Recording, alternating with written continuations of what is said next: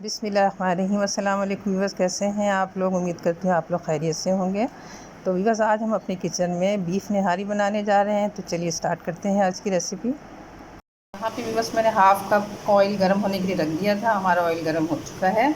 तो यहाँ पे एक मीडियम साइज़ का प्याज है, इसको डाल के लाइट ब्राउन कर लेते हैं। व्यूअर्स, हमारा जो प्याज है लाइट ब्राउन हो गया है। इससे ज़्यादा हम इसका कलर नहीं करेंगे, क्योंकि हमारा जो प्याज है ऑलरेडी ही पर्पल कलर का है। तो इसको ज़्यादा डार्क करेंगे तो बिल्कुल निहारी का कलर जो है वो ब्लैक ब्लैक हो जाएगा। तो इस वक्त यहाँ पे मैं 1 चम्मच भर के लहसुन अदरक का जो पेस्ट है खाने वाला वो डाल लूँगी, और चंद सेकंड के लिए हम इसको भी फ्राई कर लेंगे, ताकि लहसुन अदरक का जो है कच्चापन दूर हो जाए। तो यहाँ भी बस मैंने 1 किलो बीफ ले लिया है, और ये जो हमारा बीफ है ये मछली का गोश्त है। तो मैंने इसको धो के टोकरी में रख दिया था, ताकि जो इसका एक्स्ट्रा पानी है वो निकल जाए। और अगर हमारा लहसुन अदरक का पेस्ट और प्याज भी फ्राई हो चुका है, तो अब गोश्त को हम उसमें डाल के चंद मिनट के लिए फ्राई कर लें। तो लहसुन डाल के भी बस मैंने इसको चंद सेकंड के लिए भून लिया है। अब ये जो गोश्त है हम जो है इसमें डाल देते हैं, और गोश्त को भी जो है हम अच्छी तरह से 6 से 7 मिनट के लिए इसको भून लेते हैं।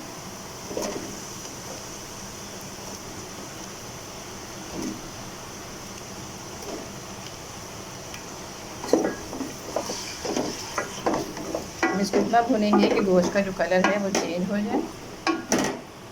यहाँ पे भी बस निहारी के लिए मसाला तैयार करेंगे। तो उसके लिए बस मैंने एक बादियान का फूल, जायफल के 2 अदद पीसीस हैं छोटे छोटे, जवत्री की पत्तियां हैं 5 से 6 अदद, और दालचीनी के टुकड़े हैं 6 से 7 अदद, और लौंग है 10 से 12 अदद, और 15 अदद के करीब काली मिर्च है, 1 खाने का चम्मच खुश धनिया के हैं, 2 तेज़पात, और 1 खाने का चम्मच ही सफ़ेद ज़ीरा है, और 1 खाने का चम्मच ही सौंफ है, 5 अदद छोटी इलायची और 2 अदद बड़ी इलायची हैं।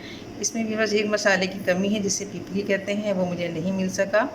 अगर हो तो आप उसका भी 1 पीस डाल सकते हैं दरमियाने अदद का। अगर ना हो तो आप इसके बगैर भी बना सकते हैं। और इसके अलावा यहाँ पे भी बस 1 टेबल स्पून नमक है, हाफ़ टेबल स्पून हल्दी है, और 1 टेबल स्पून ही सूरख मिर्च है, और हाफ़ टेबल स्पून जो है जिंजर पाउडर है, जिसे हम सौंठ का पाउडर भी कहते हैं। इन खड़े मसालों को भी बस मैं थोड़ी देर के लिए ड्राई रोस्ट कर लूँगी, और उसके बाद इनको जो है हम ग्राइंड कर लूँगी। और ग्राइंड करने के बाद इन मसालों को हम इन मसालों में मिला देंगे। तो इस तरह करके हमारा जो है निहारी का मसाला तैयार हो जाएगा।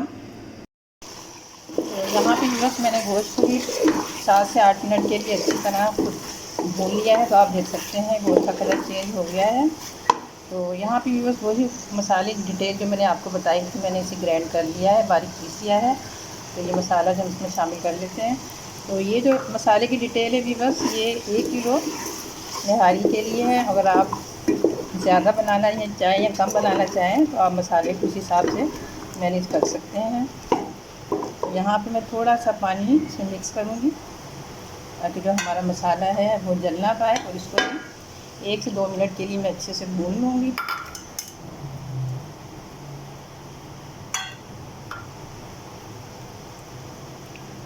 जिस कटोरी में मैंने मसाला निकाला था उसी में मैंने पानी डाल के इसको मिक्स कर लिया है, और 1 से 2 मिनट के लिए मैं इसको भून लेती हूँ।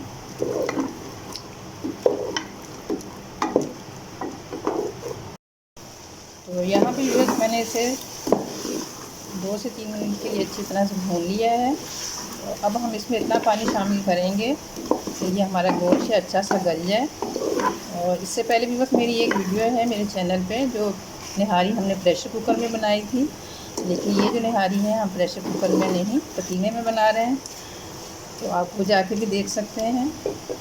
तो यहाँ भी बस मैं इसको पानी ऐड कर देती हूँ, और इसको हम जैसे ही बॉयल आएगा पानी को, तो फिर हम इसे मीडियम लो फ्लेम पे पकने के लिए छोड़ देंगे, कम से कम 2.5 से 3 घंटे के लिए। और हम देखेंगे कि अगर गोश्त नहीं गला, तो फिर हम इसको मज़ीद पानी डाल के पकाएंगे।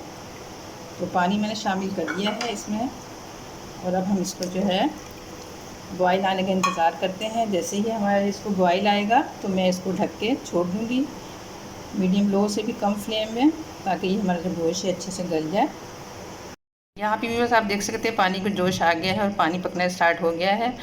तो अब मैं चूल्हे की फ्लेम कम कर दूँगी, दम वाली फ्लेम से थोड़ी सी ऊंची, और इसको ढक के पकने के लिए छोड़ दूँगी तकरीबन 2-2.5 घंटे के लिए।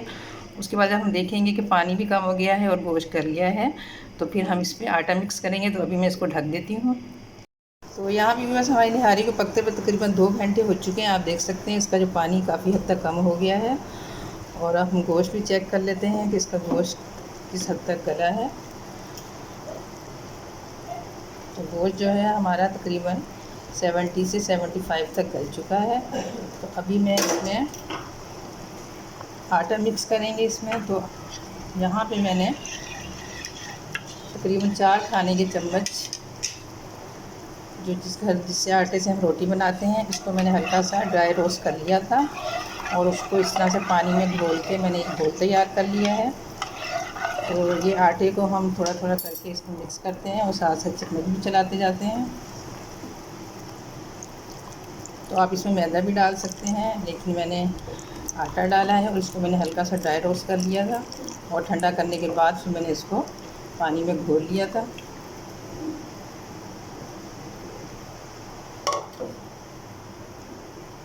तो अब जब दोबारा इसको बॉयल आएगा, जब तक हम इसमें इस तरह से चम्मच चलाते रहेंगे ताकि जो आटा है नीचे तह में ना बैठे। और जैसे ही ये पकना स्टार्ट हो जाएगा तो फिर हम चूल्हे की फ्लेम जो है वो कम कर देंगे और इसको पकने के लिए छोड़ देंगे बिल्कुल मीडियम लो फ्लेम पे। तो यहाँ पे बस हमारी निहारी बिल्कुल तैयार हो चुकी है। आटा डालने के बाद भी मैंने इसको 1 से 1.5 घंटे के लिए बिल्कुल लो फ्लेम पे पकने के लिए छोड़ दिया था। तो आप देख सकते हैं ये गाढ़ी हो चुकी है। तो मैं चूल्हे की फ्लेम बंद कर रही हूँ और आपको इसे डिश आउट करके दिखाती हूँ। तो यहाँ पे बस अब निहारी को मैं डिश आउट करने लगी हूँ। तो बस मैंने आटा डालने के बाद भी इसको दम वाले फ्लेम पे, बिल्कुल दम वाले फ्लेम से थोड़े से ऊंची फ्लेम पे मैंने इसको छोड़ दिया था।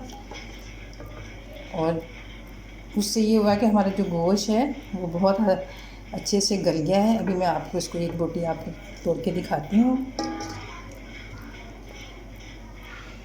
तो आटा भी बस आप अपनी मर्ज़ी से, मैंने तो सिर्फ 4 चम्मच खाने के बड़े डाले थे। अगर आप ज़्यादा गाढ़ी खाना चाहते हैं तो आप आधा कप भी डाल सकते हैं 1 किलो गोश्त में।